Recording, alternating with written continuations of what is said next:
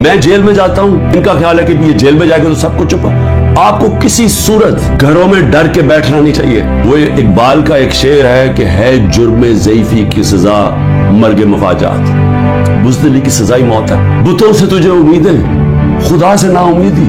मुझे ये बता तो सही, और काफरी क्या है कि ये जुल्म के और ये खौफ के बुत के सामने आप झुकते जाएं, अल्लाह के ऊपर ईमान ना रखें।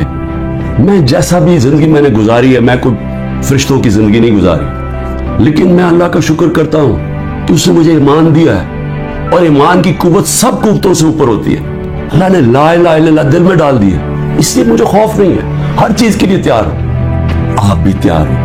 मैं अपनी सारी कौम को कहता हूं, नौजवानों को कहता हूं कि आपने अपने मुस्तकबिल के लिए खड़े होना है। इतने लोग बाहर चले जाएंगे मुल्क के, चले 9 लाख अभी तक लोग चले गए, लाइनें लगी हुई हैं, लोग जहां कोशिश कर रहे हैं मुल्क से बाहर निकलने की। ये तो कोई हल नहीं है। खड़े होके मुल्क के लिए जंग लड़े, खड़े हो मुकाबला करें।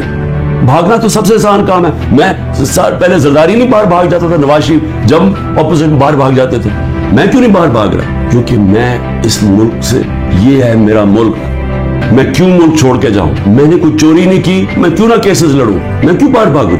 और मैं वो उनमें से नहीं जिसने जब बाहर जाके जिसने पैसे जमा किए हुए हैं, बादशाहों की तरह बाहर रह रहे हैं। मुझे तो पता कितना महंगा वहां रहना, रहते कैसे? 400 रुपए का तो 1 पाउंड है। किधर से इनके पास पैसे? यहां का चोरी किया हुआ पैसा बाहर।